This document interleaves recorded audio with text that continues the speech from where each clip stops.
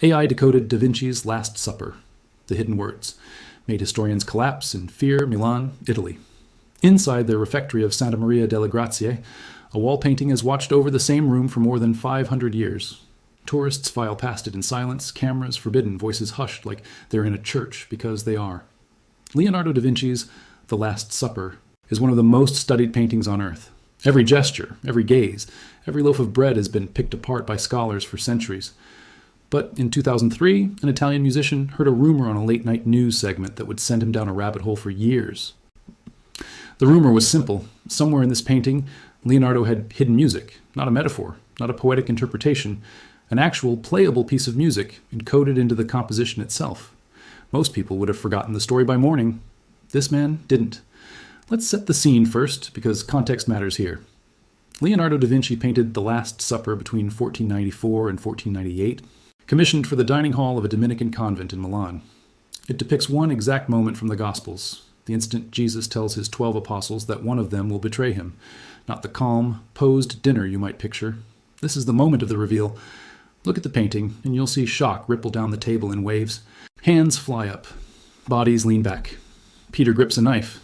Judas clutches a small bag of silver, his face cast in shadow, already guilty. Leonardo didn't paint in traditional fresco technique where pigment is applied to wet plaster. He experimented with a dry wall method so he could work slowly, blending and adjusting like an oil painter. It was a brilliant creative choice and a technical disaster. The paint began flaking within his own lifetime. Restorers have spent centuries trying to save what's left. For all its fragility, the painting has survived wars, floods, and a bombing raid in World War II that destroyed the rest of the building around it. The wall The Last Supper is painted on was one of the only ones left standing. So this isn't just a painting, it's a survivor. And apparently, it's been keeping a secret the entire time. His name is Giovanni Maria Palla, a musician and computer technician living near Lecce in southern Italy. In 2003, he heard a brief television report suggesting that researchers believed Leonardo might have hidden a musical composition somewhere in The Last Supper. The segment came and went. No follow-up, no details. Just a passing mention, then silence. For most viewers, that would be the end of it. But Palla was a musician, and something about the idea wouldn't leave him alone. He decided to dig deeper himself. What followed wasn't a weekend project. It was years of obsessive study, staring at reproductions of the painting, measuring distances, testing theories, discarding them, and starting again. Here's what he was working with. 13 figures seated at a long table, loaves of bread scattered across the tablecloth, hands everywhere, blessing, pointing, recoiling, gripping. To most viewers, these are just details of a dramatic scene. To a trained musician, repeating evenly spaced elements like this can start to look like something else entirely. Notation. Music, at its core, is written on a staff, 5 parallel horizontal lines. Notes are placed on the lines, or in the spaces between them, and their vertical position tells a musician exactly which pitch to play. Palla's idea was almost absurdly simple once he said it out loud. What if you laid a 5-line musical staff directly across the painting? What if the architecture of the room, the table, the positioning of the figures, was itself functioning as that staff? So he tried it. He overlaid the 5 horizontal lines across the composition, stretching from one edge of the table to the other, positioned to align with the tablecloth and the level of Christ's face. And when he did, something clicked into place that he wasn't expecting. The loaves of bread on the table lined up neatly with the lines and spaces of the staff, the exact positions a musician would use to indicate specific notes. And the hands of Jesus and the apostles, every gesture, every raised palm, every reaching arm, appeared to sit at points on that same staff. Given the religious weight of the scene, this pairing made a strange kind of sense. In Christian symbolism, bread represents the body of Christ. Hands are the instrument used to bless it, to break it, to hold it during the sacrament. If Leonardo were going to encode something into this painting using visual elements that carried meaning, bread and hands were exactly the symbols he'd reach for. Palla mapped every note, 13 figures, dozens of loaves. He treated the whole table as a musical score waiting to be read. Then he played it, and it was nonsense. This is the part of the story most retellings skip over, and it's the most important part. Palla's first attempt at playing the notes produced a sequence with no coherence. No melody, no rhythm that made sense, nothing that resembled a period-appropriate composition. If this had been the end of the story, it would have died right there. One more failed pattern-hunting theory in a painting that's attracted hundreds of them over the centuries. But Palla didn't give up. He went back to what he actually knew about Leonardo da Vinci as a person, not just as a painter. Leonardo was left-handed and famously wrote much of his personal notebooks in mirror script, right to left. In reverse, legible only when held up to a mirror. Historians have long debated why. Some think it was simply a natural, comfortable technique for a left-handed writer trying not to smear wet ink. Others think it was intentional secrecy, a way of keeping his private notes from casual prying eyes. Either way, it's one of the most famous quirks of his entire body of work. Palla had been reading the notes left to right, like sheet music is normally read. He decided to try it backwards. Reading the sequence from right to left, Leonardo's own preferred direction, the notes locked into place.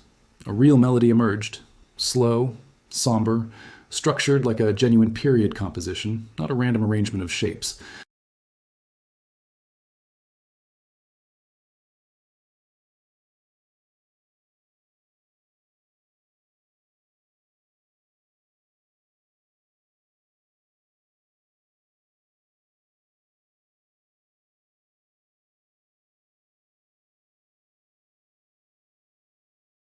The tune runs for roughly 40 seconds.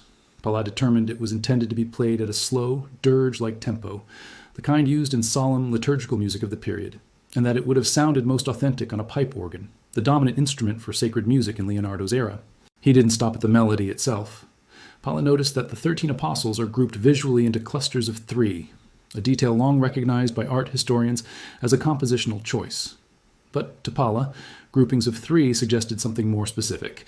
A time signature, 3/4 time, the same meter used throughout much of 15th century sacred music. It was one more piece of internal evidence suggesting the pattern wasn't accidental. In 2007, Palla published his full findings in a book titled La Musica Celata, The Hidden Music, laying out his methodology, his reasoning, and the transcribed score itself for anyone to examine and perform. Here's where the story gets more honest than most versions you'll find online. Alessandro Vezzosi, a respected Leonardo scholar and director of a museum dedicated to the artist in his hometown of Vinci, was asked directly about Palla's claim. He was careful. He said he hadn't personally examined Palla's full research in detail, but that the hypothesis was, in his words, plausible. That word matters. Not proven, not confirmed. Plausible. Vezzosi added something important. This wasn't the first time someone had proposed a musical layer hidden in the painting. Earlier researchers had already suggested that the positioning of the apostles' hands alone could be substituted for the notes of a Gregorian chant. What made Palla's version different was that he was the first to successfully incorporate the loaves of bread into the same system, creating a more complete score rather than a partial one. Vezzosi offered a caution too, one that any serious researcher should offer when a pattern like this is proposed. There's always a risk of seeing something that is not there, but it's certain that the spaces in the painting are divided harmonically. Where you have harmonic proportions, you can find music. That's an important, nuanced point. Leonardo was obsessive about mathematical proportion in his work, the golden ratio, symmetry, geometric balance. A painting built on rigorous harmonic proportion will naturally produce patterns that can be reinterpreted through a musical lens, whether or not the artist consciously intended a literal song. The line between Leonardo hid a song here, and Leonardo's mathematical precision happens to resemble a song when viewed a certain way, is thinner than it first appears, and it's a line even the researchers involved were careful not to cross without qualification.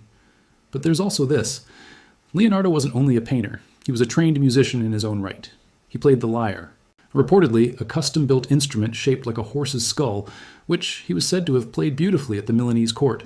He designed and invented other instruments throughout his career. His personal notebooks include musical riddles and puzzles, some of which explicitly require reading in reverse to solve, the same right-to-left technique Palla had to use to unlock the melody. In other words, this wasn't a stretch for Leonardo's actual documented habits.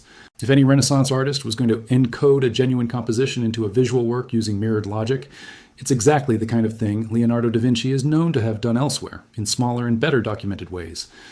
Assume for a moment that Palla is right. Why hide music in a painting at all?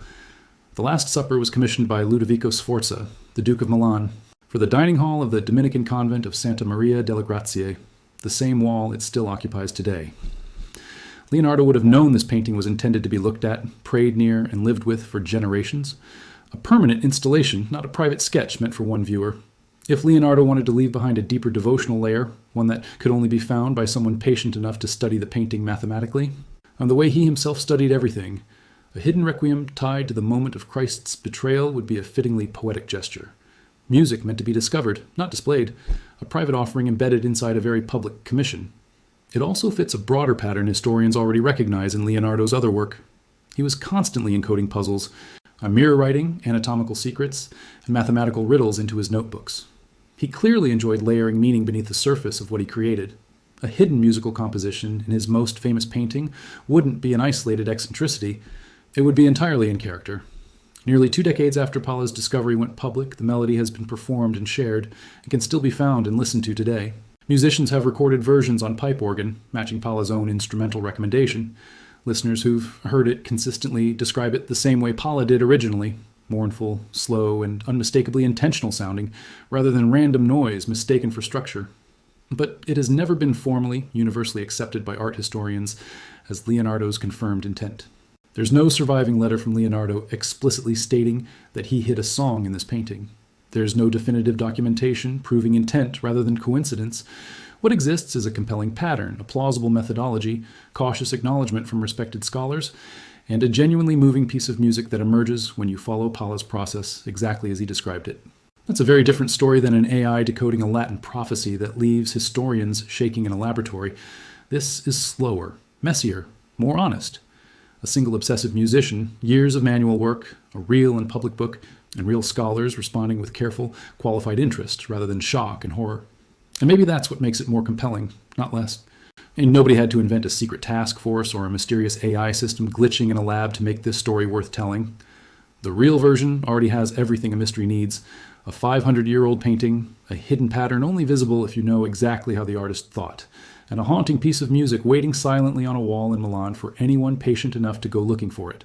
The next time you see a photo of the Last Supper, look past the faces for a second. Look at the bread. Look at the hands. Somewhere in that arrangement, according to one very determined musician, Leonardo da Vinci left behind a 40-second requiem, a private piece of music, folded into one of the most public paintings in human history and read backwards, exactly the way its creator wrote almost everything else. Whether that was deliberate design or an extraordinary coincidence born from mathematical precision, the debate is still open. But 500 years later, people are still finding new ways to listen to a painting.